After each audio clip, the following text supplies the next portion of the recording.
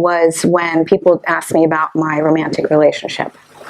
So I was in a marriage before Craig. I was married for 17 years, and the last 10 were sexless.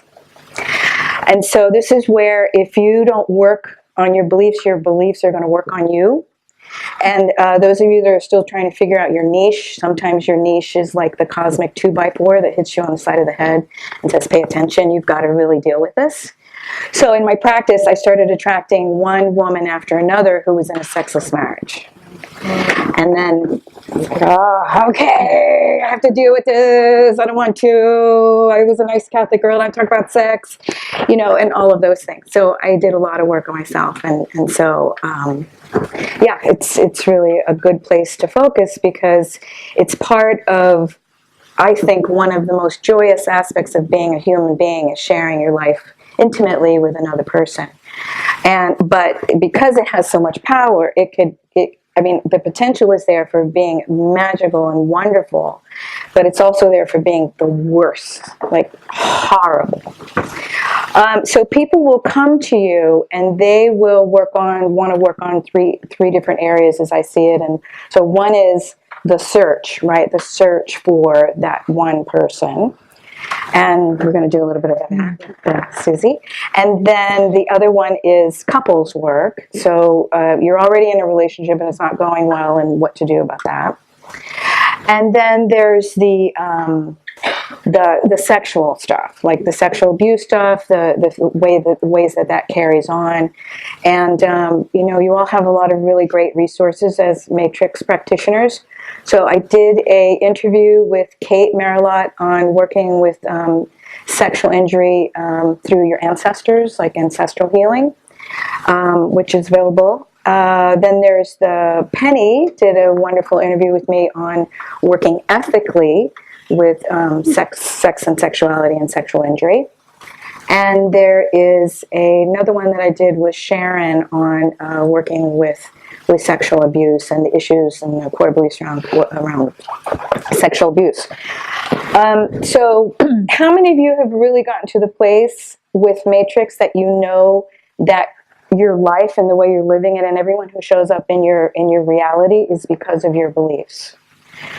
Yeah. And so people come into your life for just a few reasons.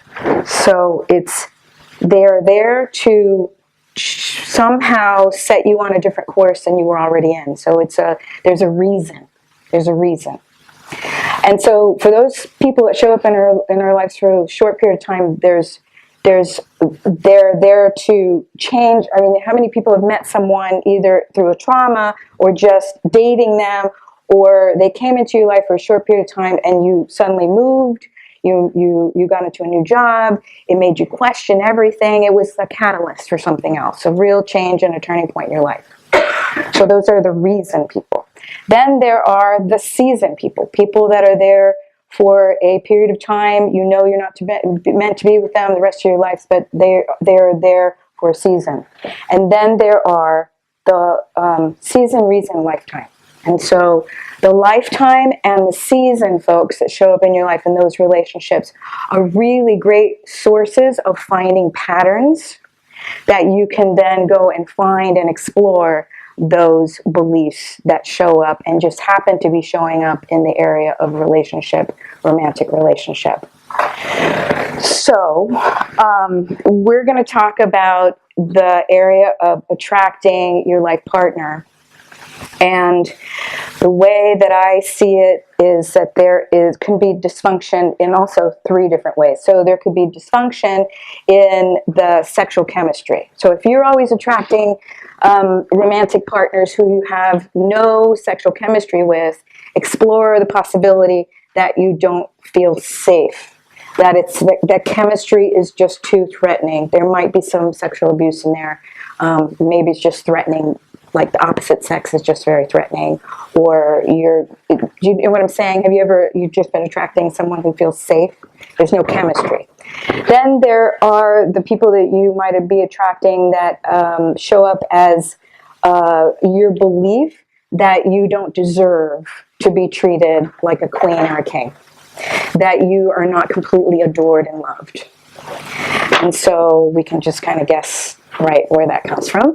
And then there is the other way that a suboptimal romantic relationship will show up, and that can be that there's just something, a talent or a trait or the way this person is in their personality that isn't ideal for you.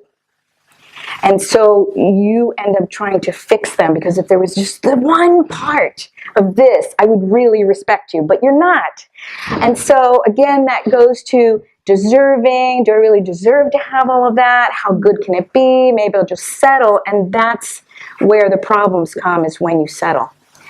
And so we were talking earlier about the talent and trait and the loving consideration part, not so much the sexual chemistry. And so we talking, you said something that, you just, all of a sudden you get that full body tingle, like, oh yeah, that's it. So I confirmed it with Susie, and she said that I'm insignificant is what shows up for you in your romantic relationships. And I think it was a big theme as well when I was a child, with my brother. He had a difficult birth. We didn't really know at the time because we didn't get the help, but he's mildly autistic, and when he hit puberty, everything was like, there's a problem with David, there's a problem with David, there's a problem with David. And I'm very vigilant. I can very clearly see this not a postcard, about that wide and about that high, wavy patterns, a blue, a purple and a yellow, I think. And it says, every time I'm right, no one remembers. Every time I'm wrong, no one forgets. That was really significant to me, because that's how I felt, and kind of summed up how I was feeling in my teenage years, right. Sort of from an age of probably about 11 or so onwards, which is when my brother, being a couple of years older than me, hit his puberty. Right. So if we're going to work with the VOC and see how well we bring that down, give it a number on a VOC, 0 to 100% true as you're feeling it when you say, I'm insignificant. I get a 70%. Okay, great. Okay, how are you feeling being up here? Okay. Yeah? I want to do it. So let's just put hand on heart and breathing in and out for a count of 6.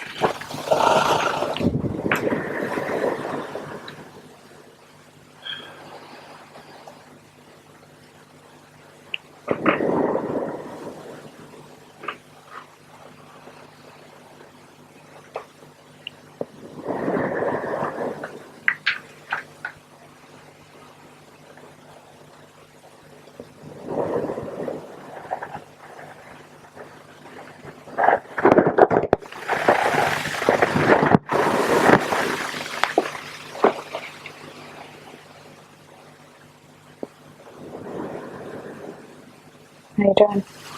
I'm good. Thank you. Good. Yeah. Do I have permission to tap on you? Yes, I'm doing. All right. So, all right, let's go to it. So, I want you to just start tuning into I'm insignificant. And just notice if it shows up anywhere in your body. I feel it here, in my throat. Okay. It's almost wider than that. It's almost from here, right here. Okay. The space either side of my throat as well. Oh, yeah. So tuning into that area of your body and the color that's there, is there an emotion? I see black. Oh, you see black? It's just a lot of sadness. Okay. All right. So I want you to just tune into that sadness and that black showing up in your neck and throat. And we know that your body holds a lot of wisdom and information. We're just going to trust that your body's going to take us back to an event connected with that sadness and I'm insignificant. And tell me when you get there.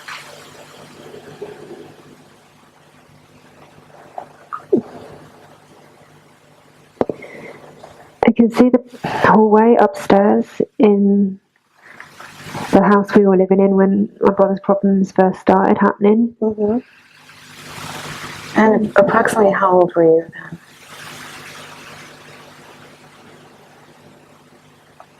I'm getting the number 13 coming up. Okay. And I just want you to just leave that picture there for a moment and just tune in again. And I'm going to ask you if there's anything even further back than that. Okay, I've gone to this memory before, and it must be about 5, maybe 6. Okay. I don't know if you know them, but they're really heavy, oily doors with the wire and the glass. So the wire would go down like that and cross like a mesh, and a heavy glass door. And the girl in front of me at school didn't hold the door open for me, and I got my fingers trapped. Oh, okay. Yeah. Okay. All right. So you feel comfortable going there? I've been there before. I've been there a couple of times actually. Okay. So let's go in there and stay distant and separated. You're there to help Susie. Was that your name at the time? Susan at the time. Susan. So you're there to help Susan. So she's got her fingers in the door? Well, she's sort of, it's a bit frozen, and she's the girl in front of her's got the door open, and she's just standing behind her. Okay. I don't actually have a clear image of the fingers in the door, just I know that I'm by the door and I know what happens. Okay. So I want you to go ahead and freeze everyone else who's there. Yeah, it's just me and her because everyone else is inside, and it's already frozen actually. Okay. And so I want you to connect with her and ask her how she's feeling. She's in a rush. In a rush? Okay. Gives the bell back. Supposed to get back to class. Okay. And so it feels like we need to step in here before it actually happens. So I don't get a sense that there's anything that needs to happen. Do you? Or just let it go a little bit further? Yeah. Just your presence there, maybe? Yeah, I can see myself disassociated and you know, my younger self and the girl with the door open, but it's just frozen. So the trauma hasn't actually happened yet. Okay. All right. So just stand there and then just let's roll that film and see it go forward. And okay. Yeah, okay. So the door closes and she gets her fingers trapped. Okay. So go ahead and just start tapping on her. Can I open the door first? Oh, yes. I was going to say, and open the door. Open the door. Okay. And just start tapping. And just tell her you're here for her. And she's going to be okay.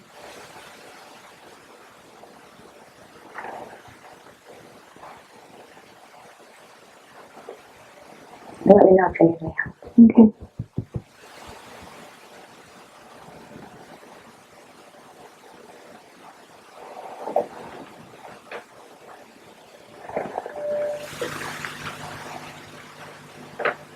Right, she's saying that she's like flexed her hand and she said that she's ready to go into the classroom now. She seems quite happy. Oh, great. And she's taking my hand. Yeah, before she goes though, I want to, let's check with her and ask her what belief is there that this happened in the way that it did.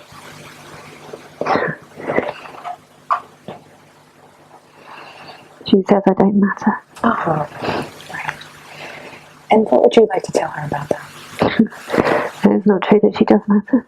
That she'll make a big impact on the world.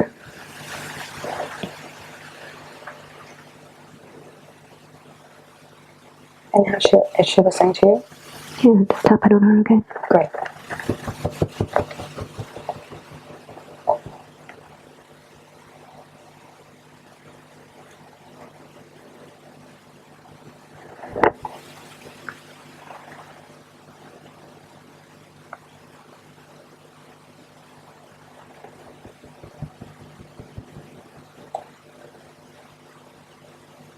How's Susan doing?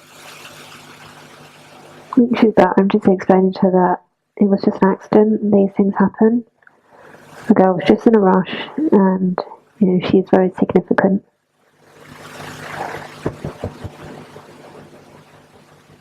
So I want you to ask her how she would like to feel significant. How would she like to know that she matters?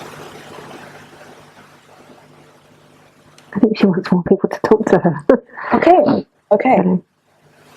and spend time with her and be her friend. Yeah. Okay. So is that going to happen now? She goes into the class, or some other way? How would she like it? Yeah, she just wants a bit more attention. Okay. To feel a bit more loved. Okay.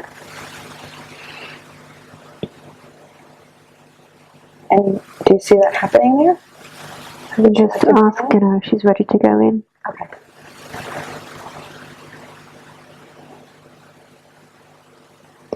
Yeah, she's just saying, I'm lovable, so she's ready to go in now.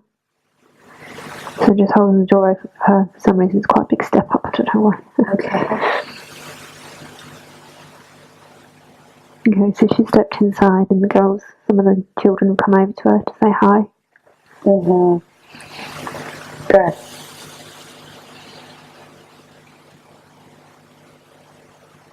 How's she feeling? Yeah, they've saved a seat for her. Oh, they've saved a seat for her. Yeah.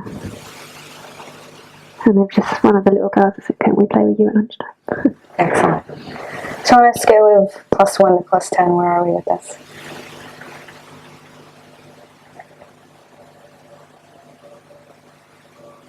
But somewhere between 7 and 8. Okay. Is there anything that would make it better? Just check on her. And The teacher, I think she needs to be like acknowledged and accepted by the teacher, and accepted that, you know, she is an intelligent girl and she can do really well. And yeah, she feels like the teacher still has a slight perception of her that she's not perhaps as good as the other students or won't go as far. okay.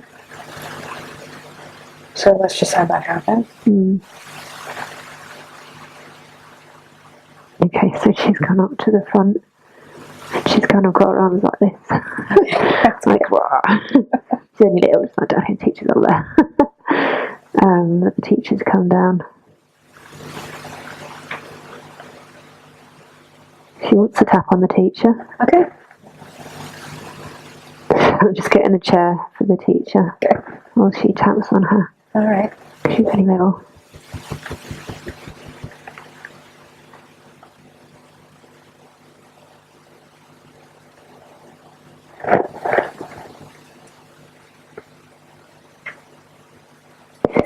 Okay, she's just telling the teacher that, you know, she's significant, she does what does do well, and she wants more praise from the teacher. She doesn't want to be singled out for mistakes. She wants to be acknowledged more for things that she does well. Okay. And is the teacher ready to give that to her?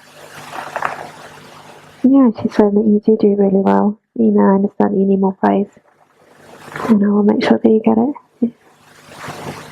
Okay. She's giving the teacher a hug. Good. Okay. Right, she's sitting at her table now. She's got one of those desks, you know, when you open it and you put loads of stuff inside. Yeah, she's kind of sitting upright. She's got a pretty little dress on, actually. It's like got a pink bow. She's really excited. Good. And she's actually looking forward to class. Good. Does she feel significant? Yeah. Does she feel that she matters? Yeah. Great.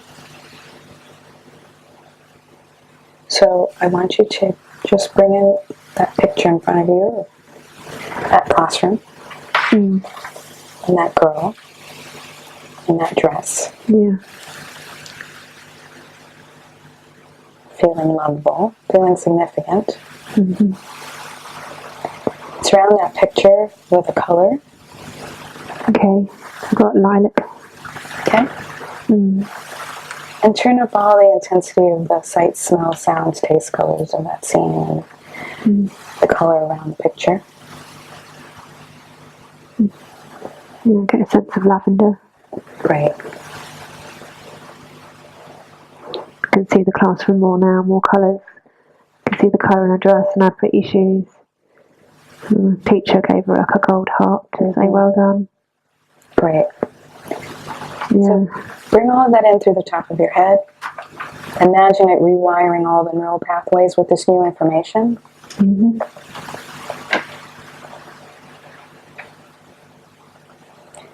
Go ahead and send that down to all the cells of your body.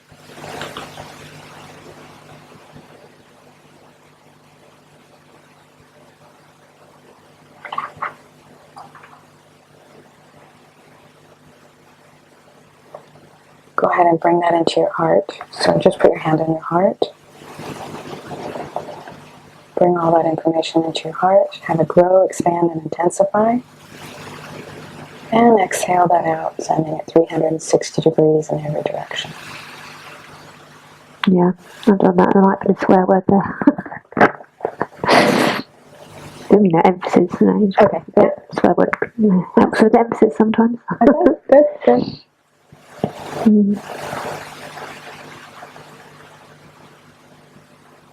Yeah, I kind of feel a sense of empowerment. Mm-hmm.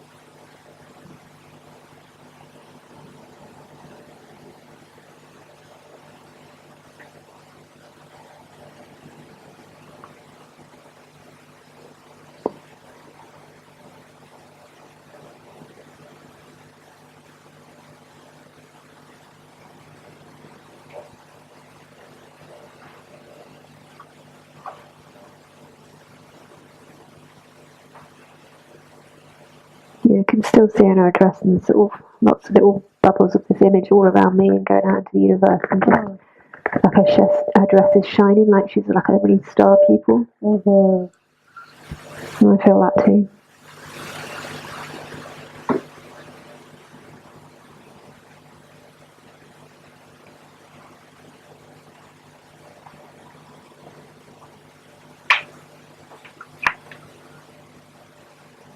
Yeah, she does matter.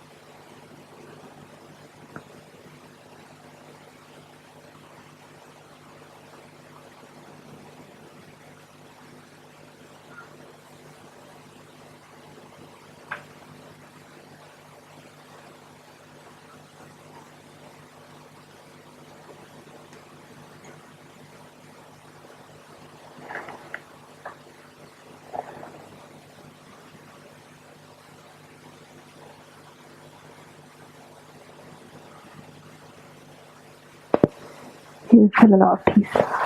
Good. We'll come back into the room when you're ready.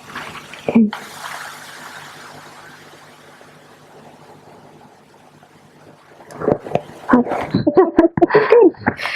So now I want you to say, I'm insignificant.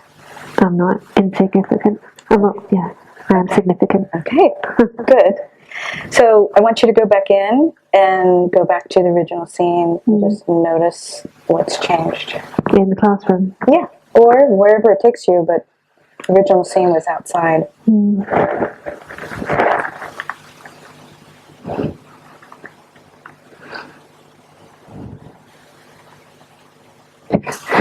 that's a bit weird because, okay, so I went to the outside scene and the girl's there and she's rushing and she's holding the door open for me this time. Yeah. And she's saying, come on, but she's not calling me Susan, she's calling me Susie, which is who I am. That's my identity, Susie. And she's like, come on, Susie, we're going to be late. Great. And she's holding the door open for me. Good. It doesn't matter. Okay, excellent. Do we have one more piece, one quick future? Okay, all right. Apologies for the technical hiccup. At this point, Alina instructs Susie to ask her echo to take her to a future echo that's achieved the desired relationship. And then Elena looks at checking in and how this future relationship feels and looks, and then goes to reimprinting this future picture. Okay.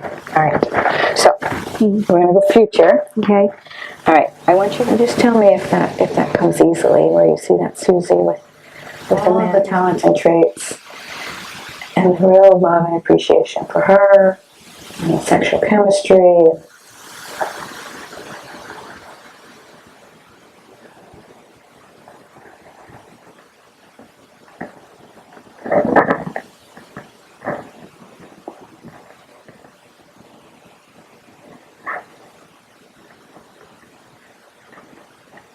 What are you saying? I'm just feeling sort of a sense of energy that this person makes me feel like I matter, and he makes time for the things that are important for me. So if I want to talk about something that's, intellectual or engaging or something I'm studying, then he's like, yeah, I've got time for you. Great. I want to know. There's affection there, there's chemistry there. I feel loved. I feel safe. Excellent.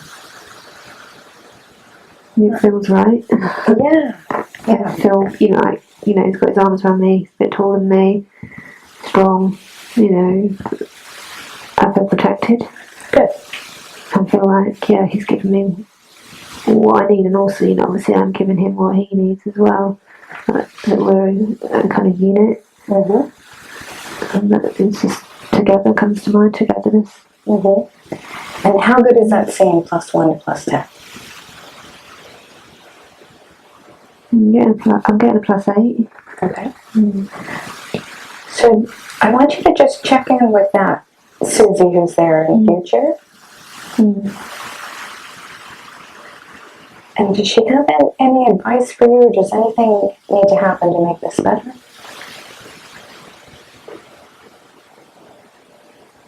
She's saying about letting people in. Okay. About let go of your old beliefs, that we are enough. Like together, me and her, together we're enough. Like, where she is now, where I am now, we're enough. In our timelines. And she's just saying that although I won't be able to see her, she's always with me, guiding me to where I need to be. Good.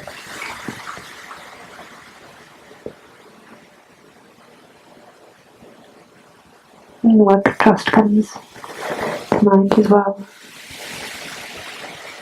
Like, I can trust her. It's a bit about learning to trust others and taking down my guard. And she's just assuring me that everything will be okay. Good. Yeah. Yeah, and I trust her, so I know it will be. Good. She's gone back to hugging her man. Okay, yes. So I want you to actually step in and merge with her. Okay. And become her and feel that loving presence.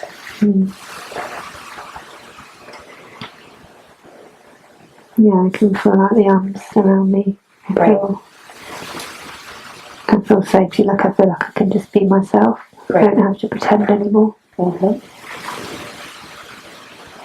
The word October is coming into my head for some reason. There's a what? The word October is coming into my head. Okay. So just take that picture and all of those positive feelings of being loved, having someone support you, of being accepted, of feeling safe.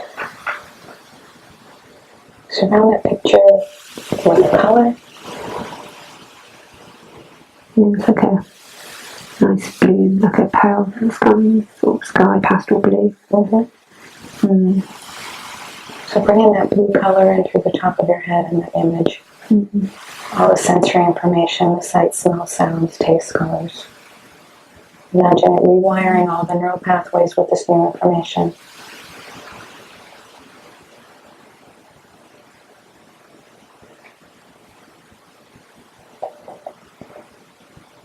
send that down to all the cells of your body, from the top of your head down to your toes.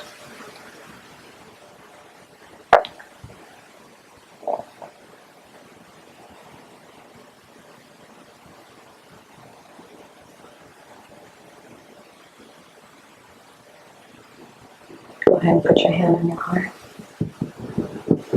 Bring all that information into your heart center. How to grow, expand, and intensify. When it feels like it's ready, just exhale that out through your heart.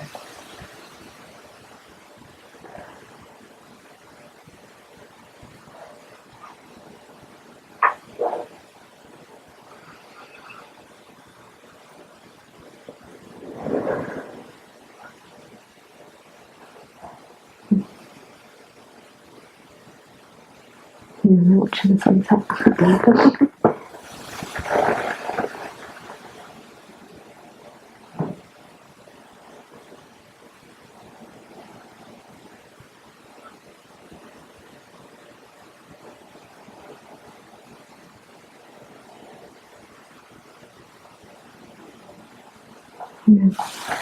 We're fine. How are you feeling? Yes, good. So she gave you some information to keep working through this. We just worked on one memory. Yeah.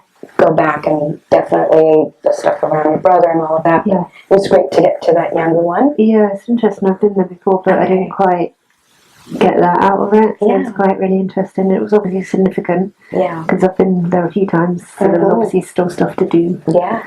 Yeah, but it was really special when I sort of went back in. And she's like, come on, Susie. Right. Like, Yeah. it's nice. And then reimprint the future. Yeah. And this is my little tip. Don't have sex with your future man.